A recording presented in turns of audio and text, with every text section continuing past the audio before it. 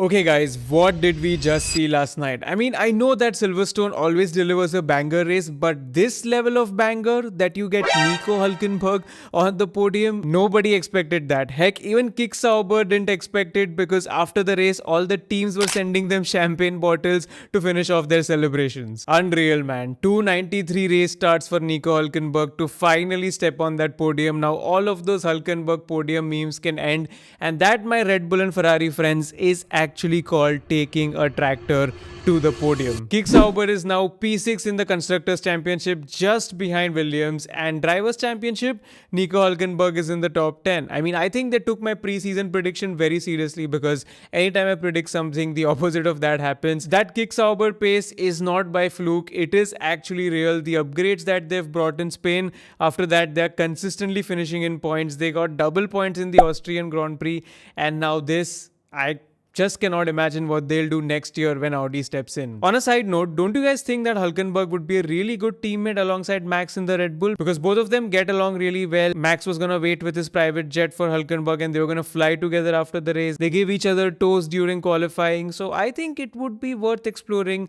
provided Max stays in Red Bull, but more on that in some time. I know a lot of you guys might be wondering that how did Hulkenberg even end up in P3 from P19? Fair question. I actually did a very detailed reel about it on my Instagram page, so if you haven't seen it, you can go check it out there. But the crux of it was that he did all of the right calls when it came to the changing weather. A lot of people went to dry tires at the formation lap, which was not the right call. So by the time the race even started, he was up a couple of positions. Then came the transition point where the rains got even heavier, so everybody had to go on another set of intermediate tires. Hulkenberg timed that right as well, because just after he got out of the pits on a fresh set of intermediate tires, everybody else had to pit again because the rains were rising. So that gave him another push of positions, and then with the safety car, Verstappen spinning around, and then just by his pure pace, he was able to keep it on track, make no mistakes, and finish in P3. That's a big deal because you saw a lot of people go off track. Hulkenberg didn't make any mistakes, so it was a combination of right decisions, perfect driving, and insane execution. Unfortunately, we can't say the same for Gabriel because his race ended quite early, and actually these tricky conditions were not quite nice on the rookie. Isaac literally couldn't see anything and just rammed into Kimi and ruined both of their races. I'm not exactly sure if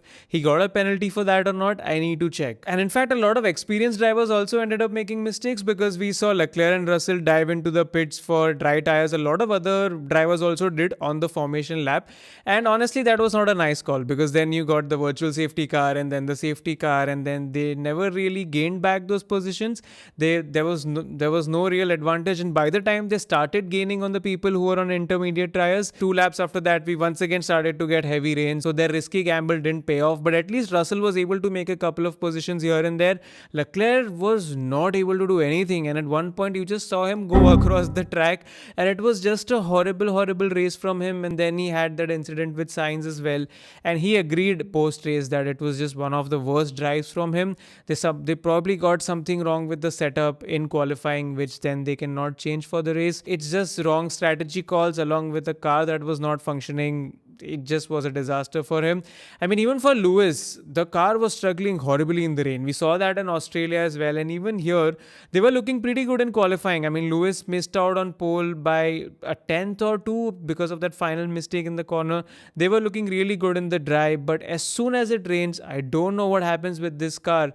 And Lewis was also sliding around here and there. At one point, he got overtaken by Gasly and Russell, but he was able to make those positions back. He put out some insane moves, but then eventually his pace was just not enough to catch up to Nico Hulkenberg. I think both of the pit stops went a bit wrong for him because I think they first pulled him in a bit late when they were switching from the intermediate tires to the intermediate tires, and then after that, when we had the second transition period when they shifted him to the soft tires, they got him a lap or two early. So because of that, you saw him come out on the soft tires, and then he went a bit off track. He lost time, so because of that, Hulkenberg was able to maintain that lead. So even though he ended ended up breaking his podium streak. He was not P3. I would still say it was a solid drive from him. Russell's race was also something to forget. I just told you what happened with Kimi Antonelli. And Russell, I don't know, was trying to gamble out way too much. He gambled on the starting lap, and then later on, he had that radio call with his engineer, whereas the engineer was like, let's not pit right now,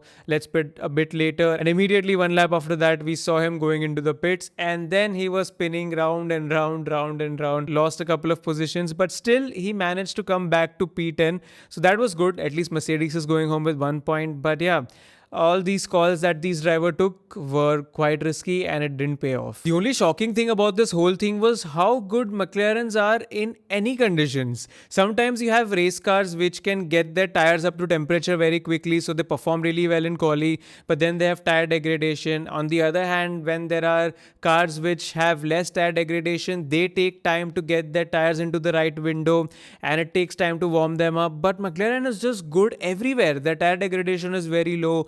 They get their tires into the right temperature, and they were, even in the wet, they were so many seconds ahead in comparison to other people out there. It was like they were in their whole another planet, and I'm just glad that the title fight is getting more interesting now, because otherwise we would have been in for a very, very boring season. Talking about that title fight, it's down to the last 8 points now. Norris finally got a win at his home race, and it was very good for him. I mean, it's got to mean a lot to him. But then at the same time, a lot of people are pissed off, rightly so, because Oscar got a 10-second penalty. But I think that penalty was justified, provided FIA keeps this standard in the future as well. So basically what happened was that they were under the safety car conditions and Piastri braked a bit too much, which was a bit risky. You saw Verstappen almost going ahead of him. A lot of people think it's very similar to what Russell did to Max in Spain, but then actually when you go and see, Piastri was applying like 2 times the brake pressure that Russell did in Spain, and it was a lot more severe, especially considering the conditions where the visibility was low, it was raining. So it was deemed a risky driving maneuver, and that's why he got the penalty. And honestly, there's not much to debate about it. Like I said, FIA only has to stick to it and be consistent, and next time if someone does it, penalize them the same way. So yeah, Oscar was not pretty thrilled about it, and that's majorly the reason why he lost the race, because of the penalty, because otherwise he had a very good hold on Lando and was keeping a very healthy gap. But what was that radio from Piastri? It was so immature and out of the blue,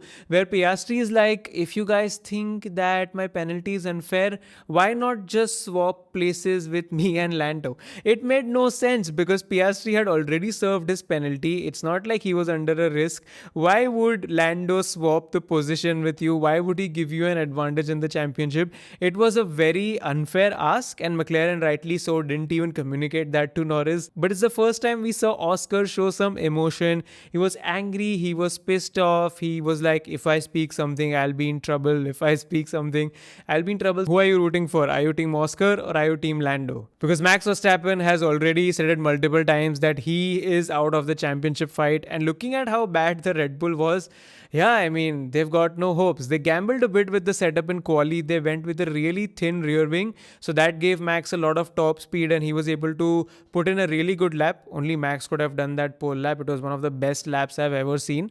I made a reel about that as well if you guys want to see. Actually, I think I posted it on YouTube as well. So yeah, something only Max can pull off. But the downside was that low downforce setup is horrible in rain. Now, according to the previous forecasts, it was just supposed to rain a bit before the race, not during the race. The race was supposed to be dry, so I think Red Bull gambled on that, and that fell flat into their face, because you need high downforce when it rains for more grip, for more stability, and that was everything that Verstappen was lacking, because you don't see him go off so many times, just spin around randomly, but that kept happening to him. And yeah, it was just unfortunate, honestly. And this car is something that is very, very tough to handle. It was tough to handle for the second driver initially. It's tougher for Max as well now, but still he ended up in a good position. What do you guys think though, considering everything that's going on right now with the Red Bull car and stuff like that?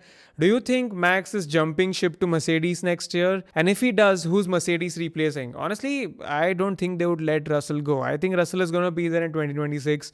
If Verstappen chooses to move, probably Kimi is the one who's got to make way. I don't know. Let's see what Toto cooks up, because right now apparently he's cooking up a seat for Valtteri Bottas in Alpine. Yeah, those are the rumors right now that Alpine is considering to replace Colapinto with Bottas from the next race. Very absurd, because I think you can only run 4 drivers in your team in one season and they're going to reach that limit. I don't know last time which team reached that, but it's Alpine. They keep doing these musical chairs all the time. At least Gasly's seat is fixed, and for all the right reasons, because what a drive. P6, he got in that tractor. Yes, you can call that car a tractor. They are last in the Constructors' Championship. But here's an interesting stat. This is the highest any team has scored points in the last place of the Constructors' Championships. Like, no F1 team has gotten more than these amount of points in P10. That's insane. That shows you how close the field is. But Gasly had an amazing drive. Every time it rains, the Alpine is suddenly like right there. They had a dual podium in Brazil 2024, and even here, Gasly was battling Russell, he was battling Hamilton, and that last lap overtake on Stroll was insane. It kind of hurt me a bit watching him overtake Stroll and my favorite driver losing another position, but he has redeemed himself. What a drive from Stroll. At one point, he was running for the podium position, and then you guys say that he's not a good driver. Shame on you. But on a serious note, Stroll is on a 0 or a 100 spectrum. Like, when it rains, sometimes he's 100, which we saw this time, and he also got I think he also got his pole position in tricky conditions at one point when in his debut season, or some other times he's absolutely on 0 when in Brazil 2024 he just drove into the gravel. So yeah, he just operates on different levels. But yeah, what a drive. Actually, the thing was, Fernando was a bit pissed about Stroll's position because he started behind Alonso and then ended up much ahead of him because Stroll got a better strategy. But the reason he got that was because Stroll was in a position where Aston could gamble. They could put him on a risky strategy. He was not going to lose out a lot. So sometimes those things work out, and that's why he went ahead. Alonso was already in the contention for points. So putting him under a risky strategy, then that strategy would backfire. Then that would cause a really, bad then that would have a really bad outcome. So they just, YOLO'd it with Stroll, and Stroll delivered. And it's just Alonso's luck sometimes. Like, initially he complained that Aston did not put him on a crazy risky strategy. And then when Aston put him on a crazy risky strategy, it was too early. They put him on the slick tires too early, and then Alonso was struggling. But eventually still, he ended up finishing in points. So that's great. Albon finally had a decent run after back-to-back DNFs. He finally finished into points. And for Sainz, I think in Williams, it's like only one driver can have good luck. Other driver is going to have a very horrible race, because even Carlos was running into points, but then Charles had a moment. He kinda hit Carlos, and because of that he had to go off track. He lost a couple of positions. He was quite pissed off about it. I'm surprised that this was not into a penalty or something like that. I don't know why, because Leclerc did lose the car and then hit Sainz. Don't know why it was investigated, I think, but they didn't give a penalty. But yeah, that's pretty much Carlos's season so far. Either he just has a bad race, or even when he's having a good race, something out of his control happens and everything just falls apart. So it's like, so far it's been a season to forget for him. And there's not much to talk about the two Haas drivers, because Ollie Behrman, although he qualified so well, he qualified into top 10, he just decided to screw up under qualifying, sped under the red flag, and then got a 10 place grid penalty. He's gotten a 10 place grid penalty before as well for red flag infringement. I don't know why he keeps doing it, because otherwise he would have started in P8, but he started in P18. And after that, we had this moment of both the Haas cars in sync, dancing and going off track. That was one of the highlights of the race. But yeah, otherwise that's pretty much your Silverstone Grand Prix. I'm sad that Lewis ended his streak of podiums, but given how bad the car was, it's okay. And Norris, he had a good drive. He gets to experience his home race win. I guess that would be very special for him. And it's also put him in a very strong point at the championship. He's won in Austria. He's won in Silverstone. He's also really good around Spa, the Belgian Grand Prix that's coming up next. So let's see if he can take the championship lead there or reduce the gap to like 1 point. I'm very excited for this. And even Ferrari actually is finally bringing their much awaited rear suspension upgrade to the next track. So that should hopefully put them on the front and not with all of this that they have right now. What are your thoughts about the Silverstone Grand Prix? Let me know in the comments. Make sure that you subscribe so that you're notified every time I upload a race review. And don't forget to follow me on Instagram for more updates. My Instagram handle is @yourf1guy. Any suggestions, any thoughts about race reviews, something we can change, something we can do differently? I'm all ears. Comment down below, and I'll catch up with you guys after the Belgian Grand Prix.